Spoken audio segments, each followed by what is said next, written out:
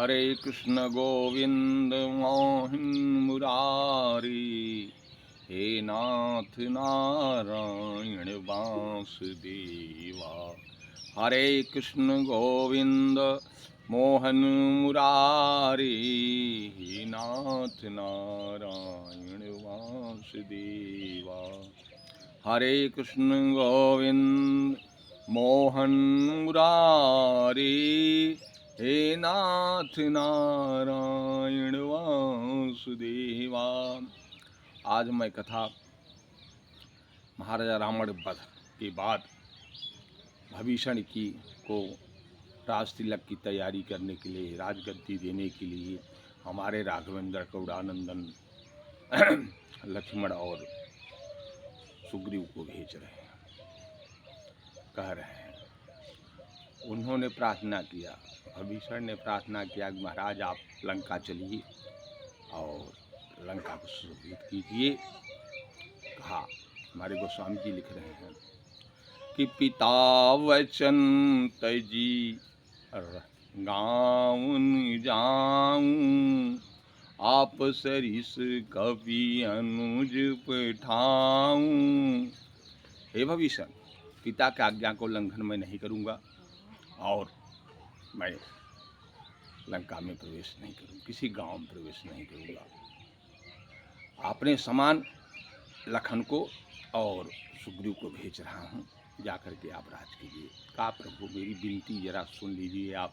बड़ी प्रेम था, बड़ा अगाध और बड़ी इच्छाएं थी कि आप चलेंगे लंका में, राजगद्दी पर थोड़ा सा बैठ जाएंगे तो सुशोभित हो जाएगा, और राज सिंहासन जो दूषित है पवित्र पावन हो जाएगा। लेकिन नाथ आप ऐसा कह रहे हैं। कहा, बात ये है कि मुझे समय नहीं है, और लखन जाओ जल्दी से राज दे करके भविष्य को चले आओ और जान। कहा, प्रभु इतना शीघ्र क्यों है? कहा कि आप समझ नहीं पाएंगे भविष्य, ऐसा बात है, मैंने हमारा भाई जो भरत जी है वो समय लेकर चला गया है, और समय से नहीं पहुंचूंगा तो पर प्राण को छोड़ देगा। और इस पर हमारे राघवेंद्र कौड़ानंदन भक्त वत्सल मर्यादा पुरुषोत्तम जी कह रहे हैं भविष्य से कि तात कोस गृह मोर सब, सत्य कहूँ सुनु रात, भरत दशा सुमिरत मोहि, निमिख कल्प समझात। तापस भेष कृषगात तन, जपत निरंतर मोहि, देखा चहूँ सो यतन करूँ, सखा निहारूं तोई। बीते अवधि जाऊं जऊ, जियत न पाऊं वीर, भरत दशा सुमिरत पुलकित होत शरीर। करहु कल्प भरी राज तुम, सदा जपहु निरंतर मोई, पावहुंगे पुनि परम गति, जहाँ संत सब जाएं। इतना संबोधित करने के बाद हमारे राघवेंद्र करुणानंदन भक्त वत्सल मर्यादा पुरुषोत्तम जी पुष्पक विमान पर, जिनको जो इच्छा थी अवध देखने के लिए, सबको बैठा करके विमान को उड़ा देते हैं और चल देता है विमान। और जब चित्रकूट के नज़दीकी पहुंचता है, पहले तो उन्होंने दंडक वन में उतरे और जो है कुंभ ऋषि को उन्होंने दर्शन दिया। जब उतरना शुरू हुआ विमान, जब नीचे आया तो बानर भालू कह रहे हैं कि करुणा निधान, ये बताइए क्या अयोध्या आ गया क्या? कहा, नहीं, अभी अयोध्या दूर है, और हमारा तो अयोध्या जन्मभूमि है और ये हमारा कर्म भूमि है।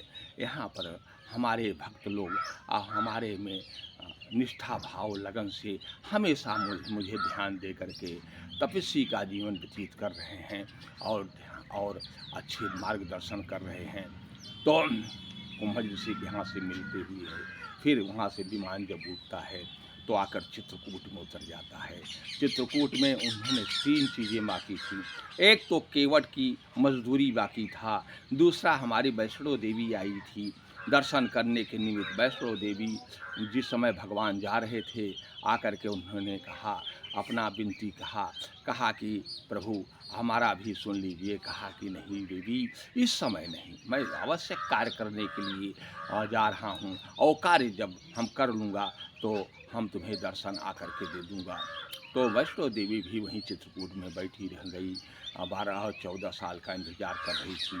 और इसके बाद जो हमारे चित्रकूट में यज्ञवल्क्य मुनि, भरद्वाज, कुंभज, ये सब जो है मुनि, यत्री मुनि सब जो थे, ये सब को दर्शन दिया था। तो जाते समय तो दर्शन दिया, फिर आते समय उन्होंने कहा कि अगर मैं दर्शन नहीं दूंगा, हमारे भक्त लोग बैठे हुए हैं तो निराशा व्यतीत करेंगे, इसीलिए उन्होंने विमान को नीचे करते हैं। और जब विमान नीचे कर दिया तो बजरंगी से कहा कि बजरंग, कहा प्रभु, अरे कहें तुम चले जाओ अयोध्या, क्योंकि समय नज़दीकी आ गया है और भरत जी जो हैं अपने प्राण पखेरु को छोड़ देंगे। और कहा ठीक है प्रभु, मैं जा रहा हूँ। और कहा कि तुम जाकर के संदेश दे करके और शीघ्र चले आना। यहाँ पर जो है केवट से मिलते हैं और केवट को असंतोषजनक जो है कर देते हैं। इसके बाद वैष्णो देवी से मिलते हैं और वैष्णो देवी से कहते हैं, हमारे राघवेंद्र गौड़ानंदन कहते हैं कि हे देवी, तुम जाकर के अब यहाँ से हमारा दर्शन पाई और जाकर के चित्रकूट पर जम्बू में बस जा, और जो तेरा दर्शन करेगा वो हमारी भक्ति पाएगा। और और यत्री मुनि और जो है यज्ञवल्क्य मुनि, भरद्वाज और सबको दर्शन देते हुए फिर विमान पर बैठते हैं और फिर अवध की तरफ चल देते हैं। और फिर जब विमान अवध नज़दीकी आ गया तो हमारे राघवेंद्र गौड़ानंदन ने कहा कि इन लोगों को जरा तो हम संबोधित करें, इन लोगों को जानकारी नहीं है, ये लोग अयोध्या के बारे में जानते नहीं, इसलिए मुझे उसका परिचय देना अनिवार्य है। इसलिए हमारे राघवेंद्र गौड़ानंदन ने वहीं पुष्पक विमान पर बैठते हुए कह रहे हैं कि हाँ भानुकुला